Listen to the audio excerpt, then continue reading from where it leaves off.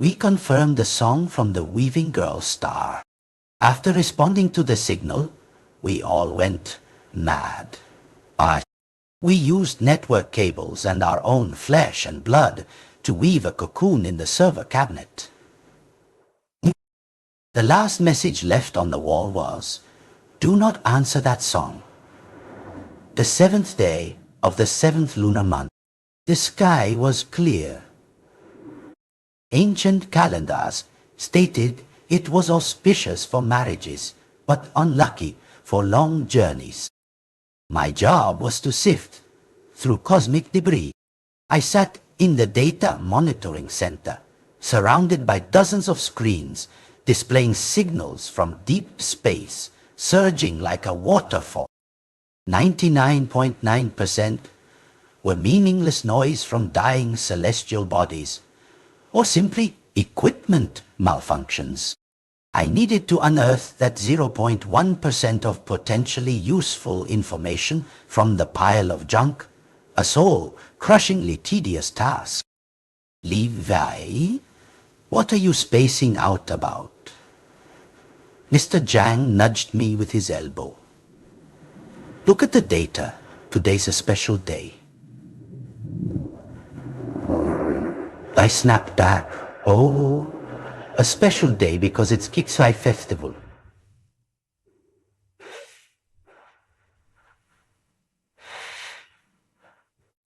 Every year on this day, the largest radio telescope in Asia, directly above us, would pick up a regular yet extremely faint pulse signal from the direction of the Weaving Girl star.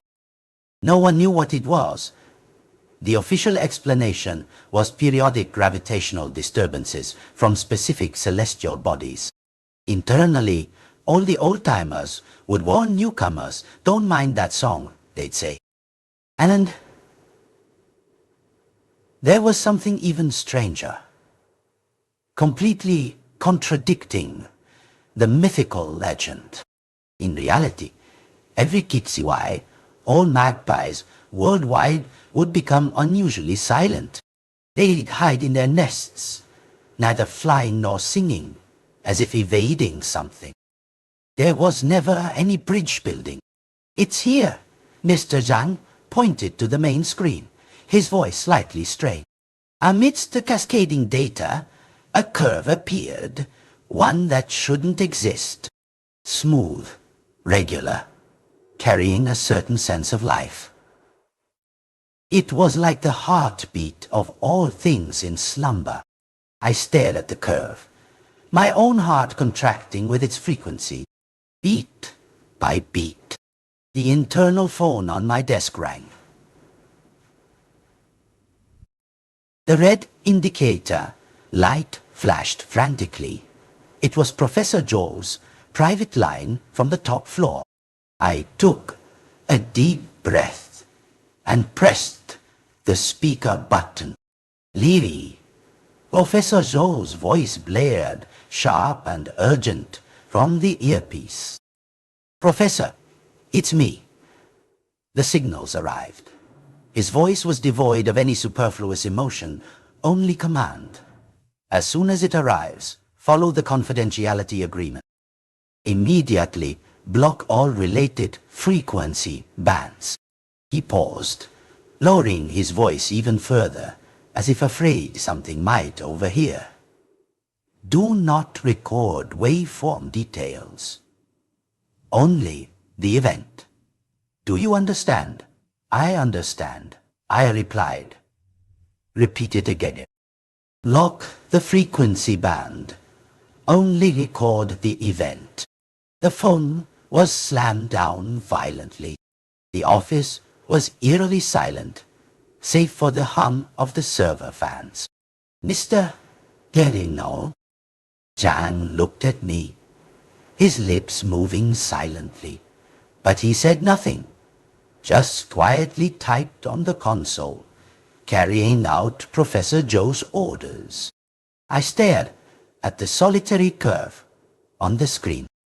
Confidentiality agreement, a top-level lockdown order, all for a signal that appeared once a year and lasted less than 10 minutes. What exactly were they so afraid of? The mocking voices of my colleagues echoed in my mind from a dinner a few days prior.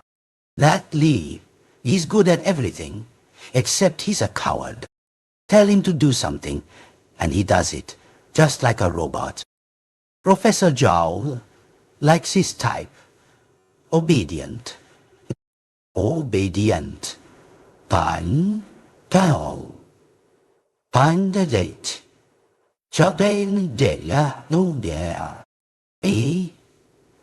I clenched my fist, my fingernails digging deep into my flesh. A wild, crazy thought, like a poisonous snake, slithered from the depths of my heart. What if I answered the weaving girl? Just think of it as sending a message to a myth.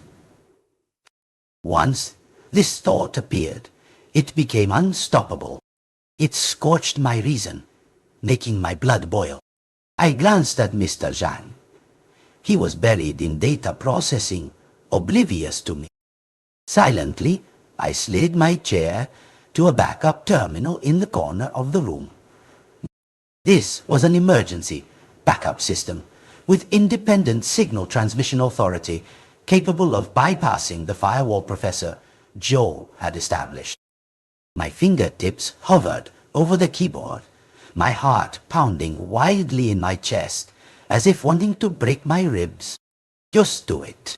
I opened access to the auxiliary system of the backup array.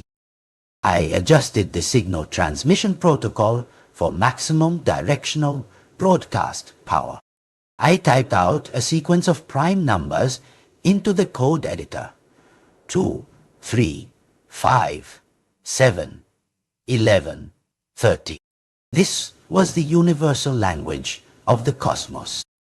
Then I adjusted the display to show a simple double helix DNA structure diagram of humankind. Next to it, I noted its name, Homo sapiens. I looked at the lines of code on the screen, my mouse cursor trembling slightly over the execute button. Li Wei, what are you doing? Mr. Zhang's voice suddenly rang out from behind me. I jumped, startled. And nothing the main systems a bit. I'm just using the backup machine to clear the cache. I didn't dare to turn my head. Oh, hurry up then. Once you're done, write today's event report, okay? Yes. His footsteps receded. I let out a long breath, my forehead drenched in cold sweat. No more hesitation. I closed my eyes and pressed down. The world went silent for a second. Being a return There now more being shrunk to an order. Then all the screens before me, whether the main control panel or the backup terminals, turned a pure void in that instant. There was no static, no signal interruption, but a blank white like an infinite sheet of paper, covering the entire world. From the speakers, all data sounds, electrical currents, fan noises vanished. Instead, there was a rustling sound, white noise, the most primal static from the very dawn of the universe. I froze rigid in my chair, unable to move, my mind blank. What was happening? How puny? What on earth had just occurred? Right within that ocean of pure white noise, an incredibly clear, incredibly brief, and incredibly ancient melody rang out. It was no longer the faint, intermittent pulse signals from before. It became complete, like a sigh of utter contentment, transcending billions of light years. Then everything returned to normal. The screens lit up, data flowed again. The anomalous curve from the weaving girl star had vanished, as if it had never appeared. The hum of the server fans returned to the speakers. It was as if everything that had just happened was merely my hallucination. But that sigh had etched itself deep into my mind. An indescribable chill spread from my coccyx, vertebra by vertebra, slowly yet powerfully, crawling up to the crown of my head. I frantically attacked the keyboard, deleting logs, formatting caches, cancelling operation records. I used every means to erase the evidence of my cry. Done with it all, I slumped back into my chair, drenched in cold sweat. All done. Mr. Zhang walked over with a cup of water. Done. All done. My voice trembled. Why are you so pale? He frowned. Not feeling well. No, I just have a bit of low blood sugar. All right, hurry up and write the report. Once it's done, you can go home. Mr. Zhang patted my shoulder and turned to leave. I was suspended from work, no reason, no paperwork, just a single sentence.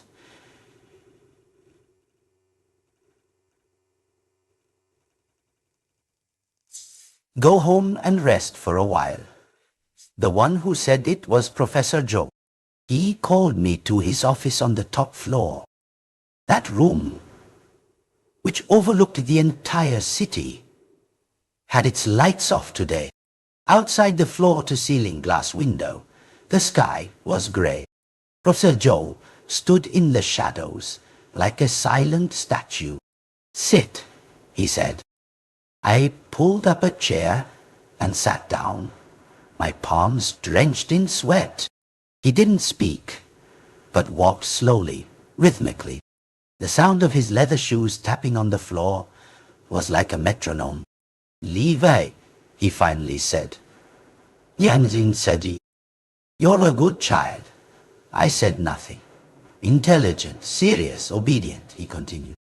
I still remained silent. He walked in front of me and stopped. The darkness swallowed his face. I couldn't see it clearly. Did you see anything last night? My heart skipped a beat. I saw nothing, I replied, just as the confidentiality agreement recorded. Normal gravitational disturbances.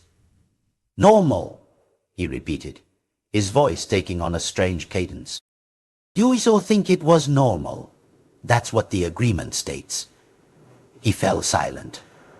The office was left with only our breathing. That wasn't gravitational disturbance, he said slowly. That was a song. This was exactly what Mr. Zhang had said. Oh, nearly, Mr.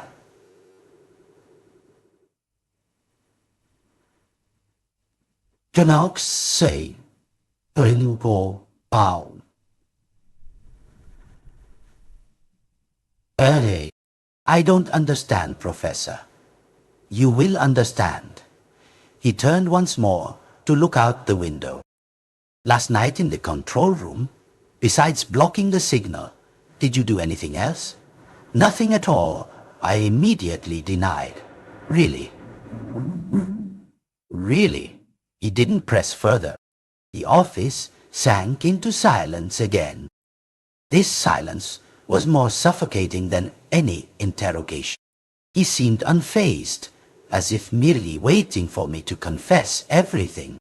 After a very long time, he spoke again. Levi, you saw. What did you see? You saw, didn't you?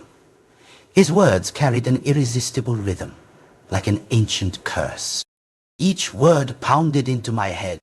I felt a sharp pain in my head. The sigh from across the stars last night echoed in my ears again. I saw nothing. I almost screamed. Good, he said. Just one word.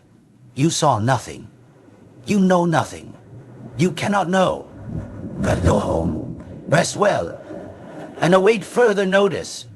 I fled that office as if running from something. I felt as if he had been singing to me the entire time. I couldn't go home. My mind was a tangled mess. Professor Zhou's words, Mr. Zhang's warning, that sigh, and the strange phenomenon of the magpies. I went into an internet cafe and rented a private room. I had to understand what this was all about. I typed the phrase into the search engine. Why don't magpies build bridges on Chillify? Millions of results popped up, revealing the most romantic custom of Chillify, meeting on the Magpie Bridge. The cowherd and the weaving girl. A love story passed down through millennia. Experts say magpies building bridges has no scientific basis. It's all nonsense.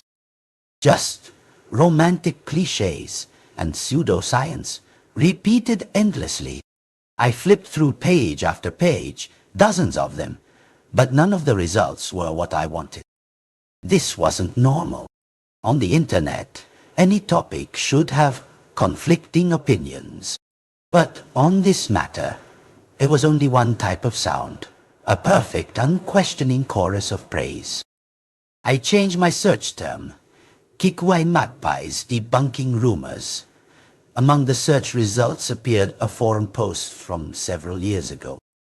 The title was, Has anyone else never seen magpies build a bridge in real life? My heart rejoiced, and I immediately clicked. The original poster on the first floor said that to observe the Magpie Bridge on Chillify, he had used a drone to monitor the largest local magpie habitat. The result was that all magpies were motionless in their nests, as if dead. Below were many comments. True, me too. Here is eerily silent.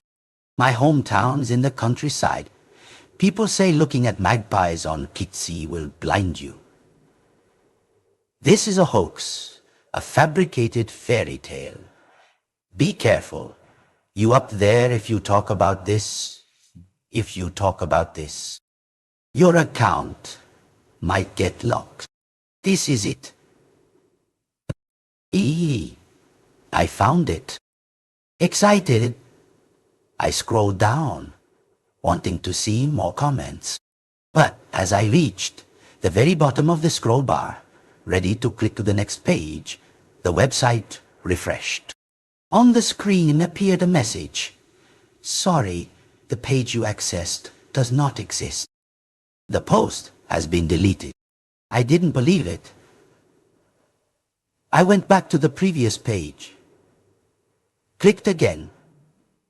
Still the same message. Page does not exist. My hands and feet began to feel cold. Right before my eyes, a post that had existed for years had been erased. I returned to the search engine, searched for that title again. This time, there was nothing, as if it had never existed. I sat in my chair, staring blankly at the screen. There was an invisible force. It was protecting this fairy tale, erasing all discordant voices. What was it afraid of? I changed my approach, opened a small foreign forum, and posted in English. Title: A strange phenomenon related to the Chillify festival and magpies in China. In the post, I objectively described the signal and the strange events I knew about. Less than 30 seconds after posting, my account was forcibly logged out. A notification popped up on the screen. Your account has been permanently locked for posting harmful information. I slumped back into my chair, my entire body ice cold. There was a giant invisible net covering everything. It was preventing anyone from seeking that truth. And I, the fool, had personally greeted the center of this net. On the third day of my suspension, I went back to my hometown.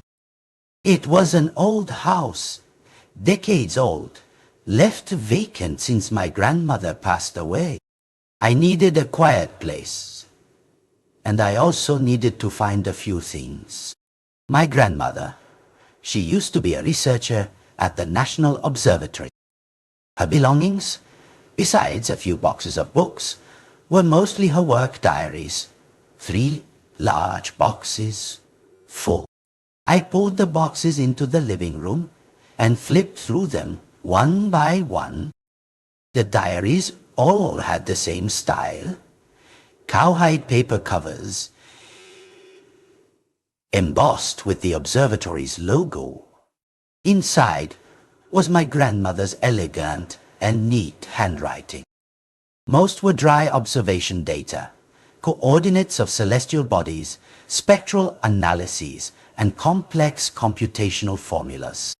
I didn't understand them, but I patiently turned each page. I didn't know what I was looking for. Perhaps I just wanted to find some comfort in my grandmother's script. When I got to the second box, I found a different diary. Its cover was very worn. I opened the first page.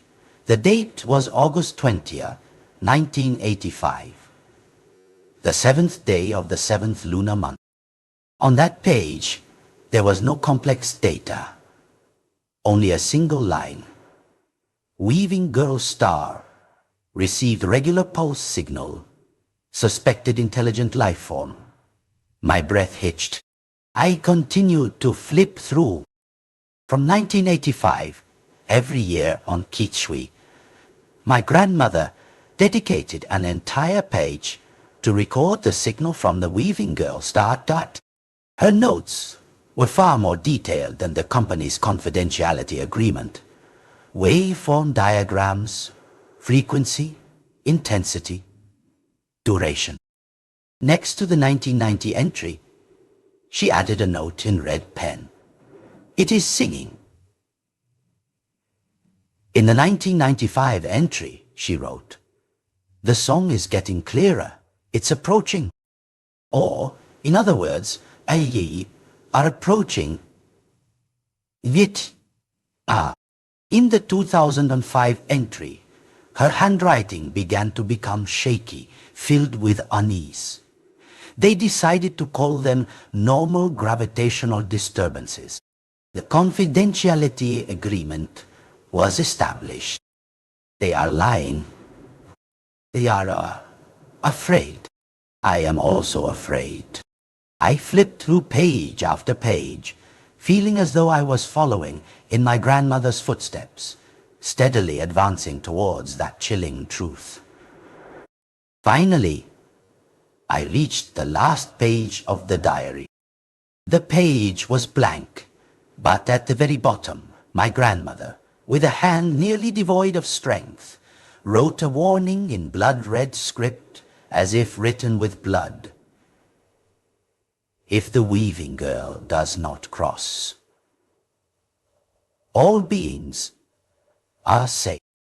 Do not listen. Do not look. Do not answer. Do not listen. Do not look. Do not answer. I repeated these 9 words to myself. Do not listen meant, do not listen to that song. Do not look meant, do not observe it. Do not answer meant, do not respond to it. And I had committed all 3 taboos. My mind was in chaos. My grandmother had known all of this for a long time. She might even have been one of the drafters of the confidentiality agreement. She had taken this secret to her grave. Why? I flipped the diary to the back cover. It was a hand-drawn map of our city's outskirts. On the map, one location was circled in red by her. Next to it were 3 characters. Tiansi Textile Mill. This was a textile factory that had been closed for decades, long since abandoned. Below the factory's name, my grandmother had added 2 small lines of text, her handwriting very light, almost imperceptible. I brought the diary closer to the lamp, squinting, and barely managed to make them out. It said, Where the echo is heaviest, the weaver's lair. After responding to the weaving girl's signal, my world began to go wrong. First, my clothes. I sat on the old sofa at my grandmother's house, lowering my head to look at the stitching on my jeans. The coarse yellow thread was moving, like a tiny worm wriggling subtly in the fabric. I blinked again. It was still, just a normal seam. It must be my eyes playing tricksy, I told myself.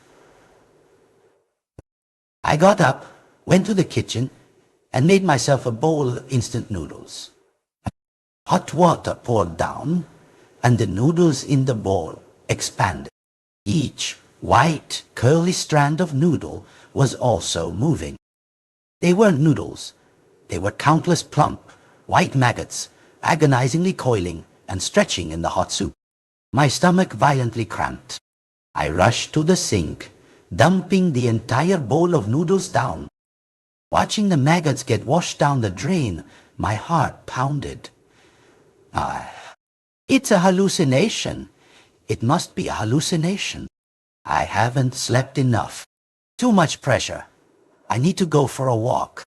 I fled that old house, got on a bus back to the city. There weren't many people on the bus. I found a seat by the window. An old woman with silver hair sat diagonally opposite me. She wore reading glasses, holding 2 bamboo knitting needles, knitting a red sweater. Stitch by stitch, thread by thread, her movements were practiced. I stared at the ball of yarn in her hands, bright red. No, that wasn't yarn.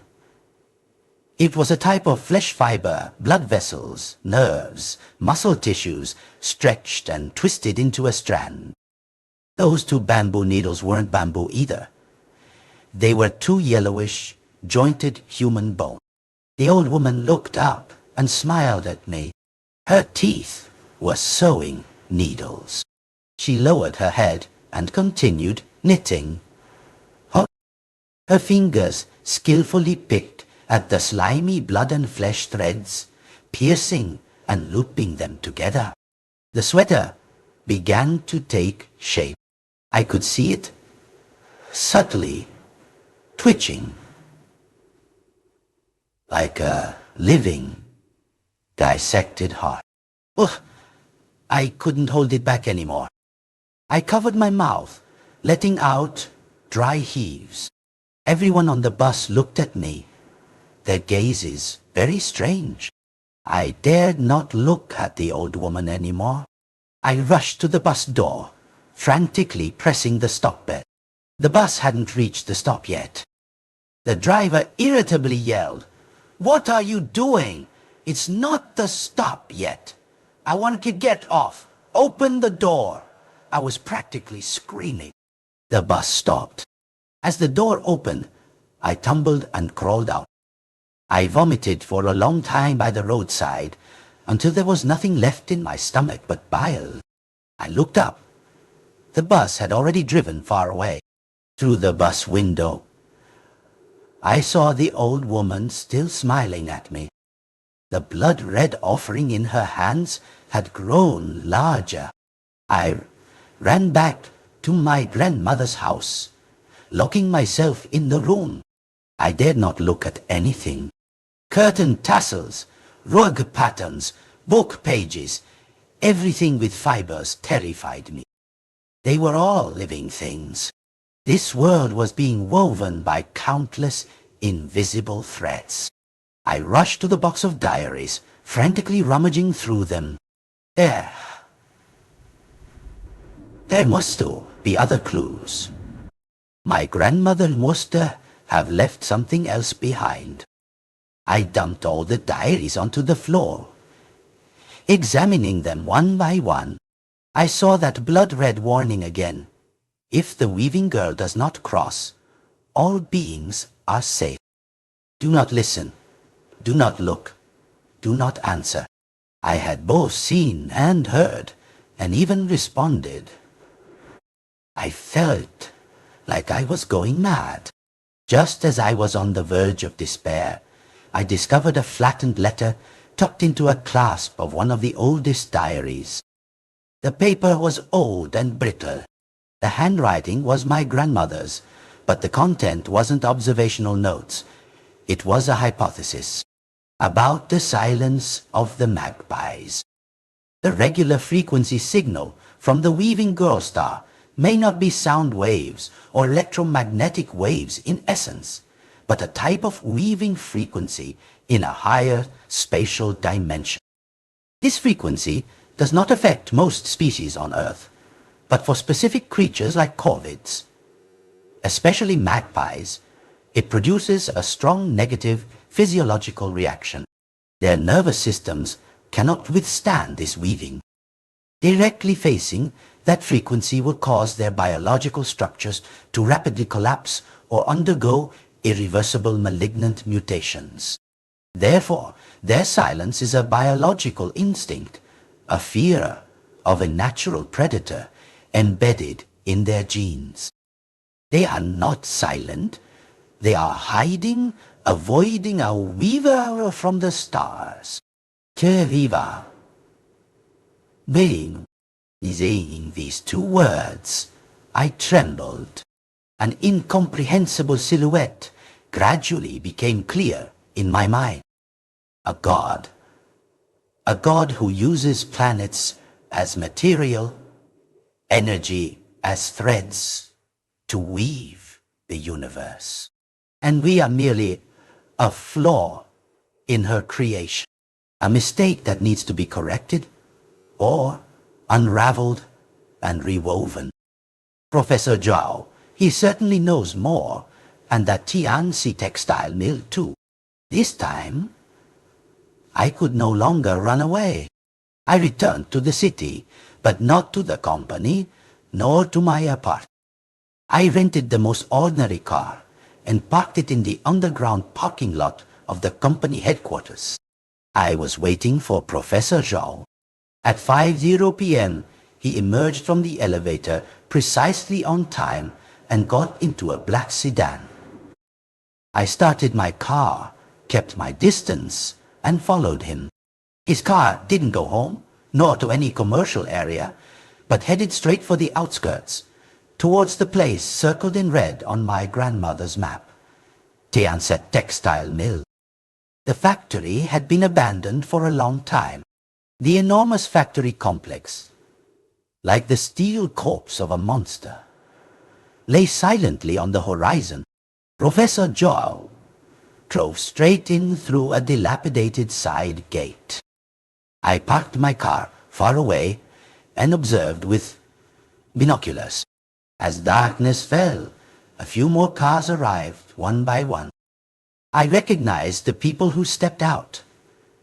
The vice president of the company, the technical director, and a few others I didn't know, but who seemed to have less prominent position. Each of them held a silver metal box. They weren't secretive at all, not like they were carrying out a shady conspiracy, but more like a group of devout followers preparing to attend a sacred ritual. They entered the factory building, and then there was no further activity. I waited in the car all night until the next morning, when they left one by one. Each person wore an expression of tired satisfaction. I firmly believed they had all been contaminated by that weaver. Surely, in that lair, they were carrying out some terrible plan. They were weaving an attire for the weaving girl to welcome her, and I had to stop them. That night I dreamed. I was in a dark, void space. My body was not my own. My fingers became very long, very slender, like spider legs. The tips of my fingers were sharp spines.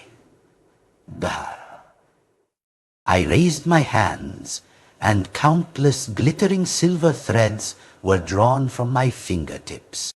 They flew in the air, interweaving and twisting together. I felt no pain. On the contrary, there was a mysterious sense of creation. I was weaving, using my own body to weave something. I didn't know what it was, but I knew it was magnificent, utterly perfect. It was my masterpiece. I jolted awake from the nightmare, my heart pounding violently.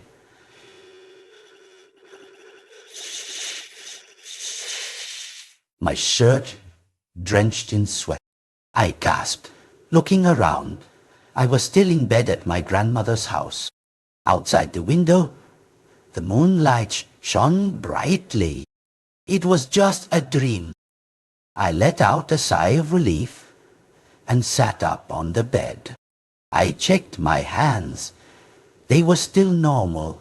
My 5 fingers hadn't grown longer, nor did they have sharp spines. Thank goodness it was just a dream. Here, I lay back down, intending to sleep again. Just then, out of the corner of my eye, I caught a glint on the bedsheet, on the dark blue sheet. That glint was extremely prominent. I sat up, leaning closer. It was a thread, an incredibly fine silver thread. It reflected a metallic sheen under the moonlight. It wasn't cotton fiber, not hair, not any material I knew. I reached out and pinched it between 2 fingers. It was very tough, felt cold and smooth to the touch. And this type of thread was exactly like the thread I had drawn from my fingertips in my dream. No different at all. Night was the best cover. I had to find out what that marked map location signified. The perimeter wall of Tianxi textile mill had long collapsed by half. I easily climbed over. In the silent factory complex, only the wind whistled through the empty workshops, making sounds like ghostly wails. I gripped the wrench I took from my grandmother's house, cautiously approaching the main workshop. The rusted iron door had been locked from the inside with a new padlock. I cut the padlock, turned the handle, and pushed the door open. A warm draft, carrying a sweet metallic scent, hit my face. I stepped inside, and I saw that this was no longer a factory, but a nest, a gigantic, living nest. Countless translucent, shimmering silver threads grew from the floor, from the walls, from every corner of the ceiling. They intertwined, weaving together to form a colossal cocoon. This cocoon occupied the entire workshop. That it was breathing. I could see the threads undulating in unison at a slow frequency. I could hear its heartbeat. Thump, thump, thump. This heartbeat matched the rhythm of the melody from the Weaving Girl star in my memory. At the very center of the colossal cocoon, a machine hung suspended. I recognized that machine. One part was our company's deepest space signal receiver and most advanced server array. The other part was the old, original textile loom of this factory. Technology and industry were forcibly stitched together by those silver threads. Countless threads, like blood vessels, connected the machinery to the inner wall of the giant cocoon. What was this? An altar? A signal amplifier? I gripped the wrench tighter in my hand, taking one step at a time towards the center of the colossal cocoon. The ground beneath my feet was soft, covered with a layer of thin, fibrous material, like flesh membrane. Each step made a soft edge quench. I felt like I was walking inside the body of a giant creature. I reached the side of the machine. The sweet, metallic smell in the air grew even more pungent. Beside the machine was a workbench and on it lay a notebook. Professor Zhao's. I recognized his strong, decisive handwriting, but the content of the notebook was filled with madness. I turned to the first page. It read, "The cowherd is not love. He is a jailer. The weaving girl is not a celestial maiden. She is a prisoner." I continued to flip through. "The Milky Way is not a galaxy. It is a containment wall. A cosmic-level prison built with gravity, space-time, and laws. Its purpose is to imprison the weaving girl, to prevent her weaving." My hands began to tremble. "Liberate the weaving girl. She is not an evil deity. She is evolution. She is healing. She is the next state of the universe. She will use her threads to unravel this old world, full of errors and suffering, and reweave a new, perfect universe. The Magpie Bridge is not a bridge of love. It is a key, a controlled explosive passageway leading to the prison's core." I felt my teeth chattering uncontrollably. Professor Zhou and the others in the company, they weren't contaminated. They weren't followers. They were a group of fanatics who wanted to destroy the world. I turned to the latest page, written just hours ago. The ink was still damp. "The beacon has been activated. Li Wei, code named the Beacon, has successfully responded to the weaving girl's call. Our hypothesis is correct. The seeds scattered on Earth need an external stimulus to awaken. He is the key. The artificial Magpie Bridge is almost complete. We will leverage the unique signal frequency emitted by the beacon as a resonant core, amplifying the weaving girl's song billions of times. A blow to shatter the chains of the Milky Way. Countdown begins. Oh, I am the beacon, the key." Oh, an indescribable fear and anger gripped me. They had used me. From the moment I received the signal, I had fallen into a giant trap. They were using me to destroy the world. I looked up at the humming machine. This was the artificial Magpie Bridge. I had to destroy it. "You shouldn't be here." A voice rang out behind me. It was Professor Zhao. I don't know when he had appeared, just standing there silently watching me. His gaze was terrifyingly calm. "Protha!" I raised the wrench in my hand, pointing it at him. "I know all your plans. You know." He shook his head, the rhythm of his words growing heavier. "You nothing. You nothing.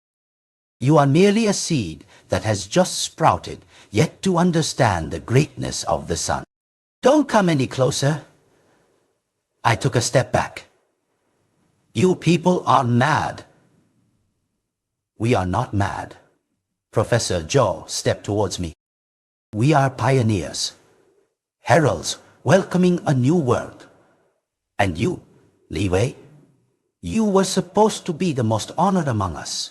You are the chosen beacon. Why are you fighting against your destiny?" Just then, I saw his body clearly.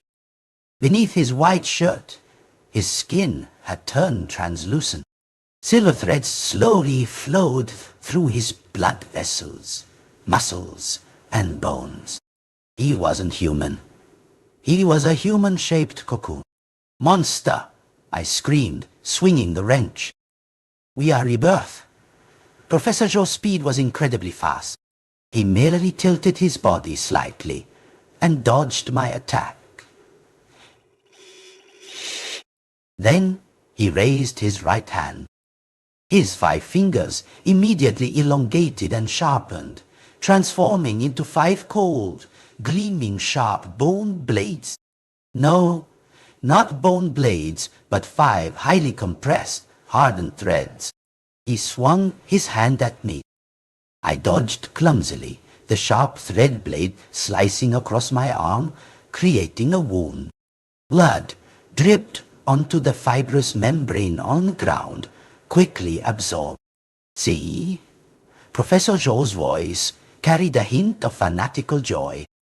Suffering, bleeding, weakness. This is the essence of the old world, and the weaving girl will end all of it. She will grant us eternity, grant us perfection. He continued his assault. His arm even disintegrated into countless finer threads in the air, like a net encompassing me. I had nowhere to escape, caught tightly in that net. The threads tightened on my flesh. A fierce pain surged. I felt my body about to be unraveled. No, I cannot die here. I used all my strength to break free from the entanglement for a moment. I no longer attacked Professor Zhou. My target was the machine. I lunged towards that humming, beating heart that was emitting a melody. No. Professor Zhou let out a desperate growl, unlike a human sound. He wanted to stop me, but it was too late. I raised the wrench, using all the strength of my life, and swung it down. Crash! Oh, the wrench deeply embedded itself into the core of the machine. A piercing, tearing metallic sound, and the squelch of disintegrating organic matter rang out simultaneously. The melody, echoing throughout the workshop, abruptly fell silent, replaced by a piercing scream. A scream of agonizing pain and fury from the depths of the universe. The entire colossal cocoon trembled violently. Countless threads connected to the machine severed in an instant. The machine ceased operation. The heart no longer beat. I succeeded. I collapsed to the ground, gasping for breath, feeling utterly drained. I looked towards Professor Zhou. He stood motionless. The silver threads wrapped around his body rapidly lost their luster, becoming withered, frail, as if all life force had been drained. His thread blades also turned to dust, falling from his hands. He was no longer a monster, but had reverted to a tall, gaunt old man in a white shirt. He staggered, then collapsed to his knees, fresh blood streaming from his mouth, nose, and ears. He looked up at me, his eyes no longer filled with fanaticism nor calm, only a profound sorrow and pity that I couldn't comprehend. He opened his mouth, as if to say something, but frothy blood choked in his throat. With his last ounce of strength, he uttered an inaudible phrase. You tore open the lock. With that, his head fell heavily, dead. A deathly silence enveloped the factory.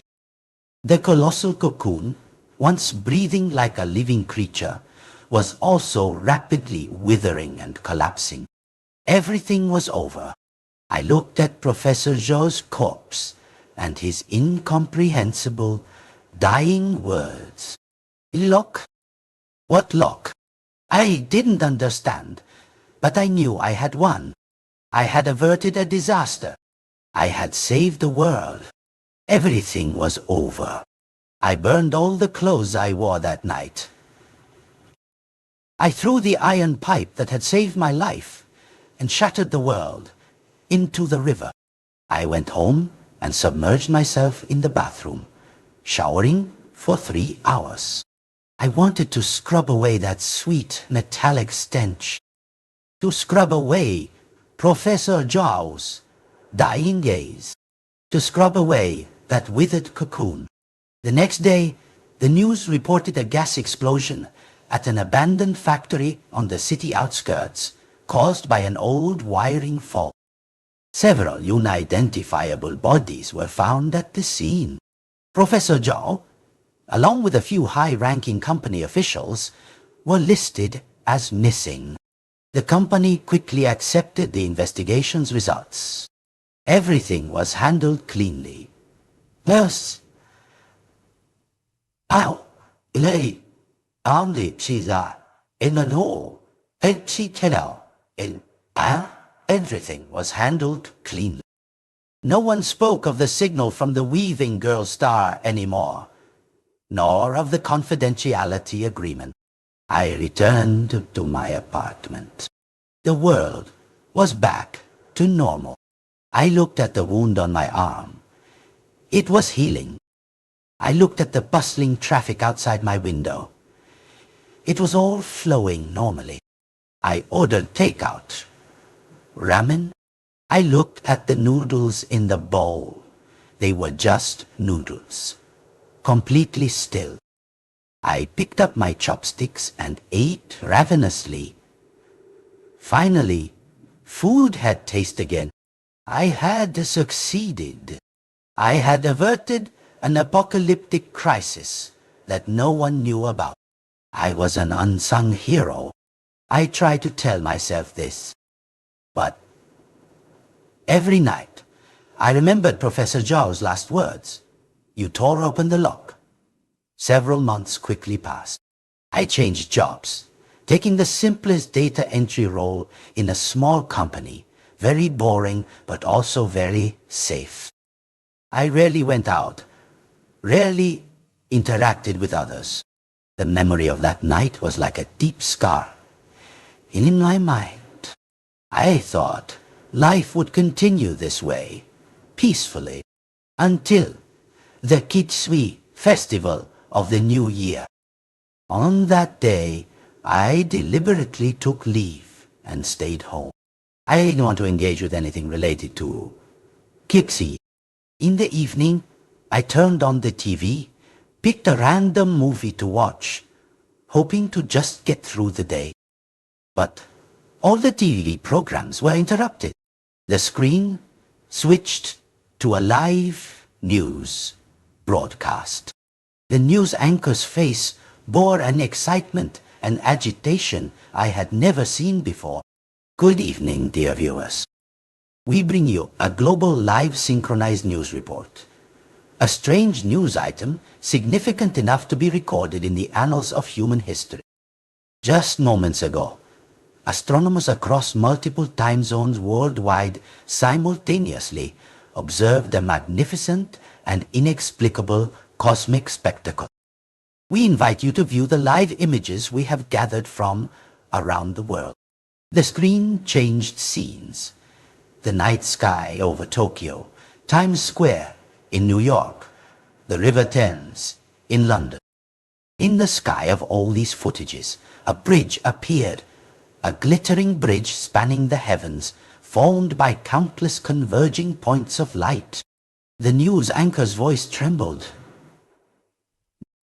According to confirmation by biologists, these points of light are indeed magpies, billions of magpies worldwide.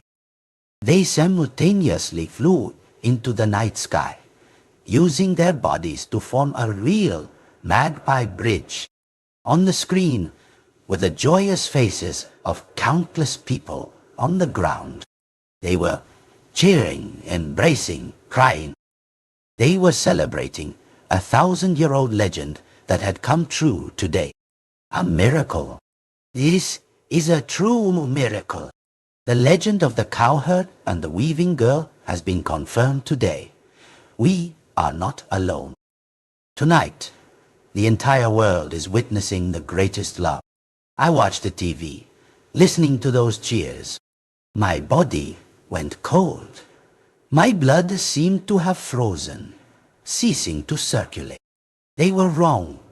Everyone was wrong. The magpies building a bridge was not a miracle. It was a warning signal, the most desperate cry emitted by all living creatures on earth. Because something was coming. You tore open the lock. Professor Zhou's words echoed in my head. Finally, I understood. I understood everything. The artificial magpie bridge was not a bridge. It was a key. And I had personally smashed that key, protecting the prison. I thought I had destroyed it. In reality, I had nearly fixed it. I was the ultimate key that had opened the prison door. I looked at the miraculous bridge spanning the sky on TV, lauded by humanity. There was no joy in my heart, only a bone-chilling coldness seeping deep into my very marrow. I lowered my head to look at my hands. They were changing. My skin was rapidly losing its blood color, turning as white as rice paper. Before my very eyes, my fingers elongated joint by joint, becoming slender and segmented like an arthropod limb. My fingernails fell off, replaced by sharp, cold, gleaming spines. All of this caused no pain. In fact, there was a feeling of comfort and fittingness, as if I had returned to my true body. I raised my hands, gently bringing my 5 fingertips together. A transparent, silver thread was secreted from my fingertips. It was incredibly tough and incredibly familiar. I tried waving my fingers in the air. The threads immediately followed my will, weaving infinitely complex geometric patterns in the air, patterns incomprehensible to humans. I'm not human. I went to the window, looked up at the night sky.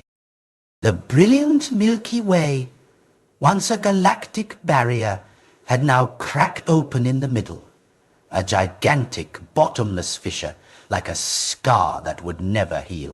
At the center of the fissure, the weaving girl star shone with unprecedented brilliance. That light was no longer gentle. It was filled with majesty, filled with joy. Her familiar melody was no longer weak and intermittent. It resonated completely, clearly, majestically in my mind. That was not static, not seduction, but the call of a mother to her lost child. I returned to my room, found my grandmother's oldest diary again. I flipped to the last page. Below that blood-red warning, in the bottom corner of the page, there was a line of text written almost imperceptibly, very faint. I had never noticed it before.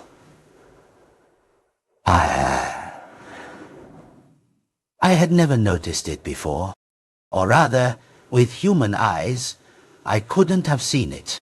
Preview. All old staff will warn newcomers. If you see the thread, you are one of us. That welcoming line was now clearly etched into my retina. So that's it. I had never been human. I'm one of the billions of seeds the weaving girl had sown on this planet countless eons ago. We slept, awaiting a signal to awaken. My foolish, unforeseen message wasn't a mistake but destiny, a signal that awakened me and a call to Mother. I walked to the window, looked at the distant sky, where countless magpies mourned and all beings rejoiced. That was not a magnificent sight, also not the end of the world. Those were my kin. My kind were performing a solemn ritual to welcome me home.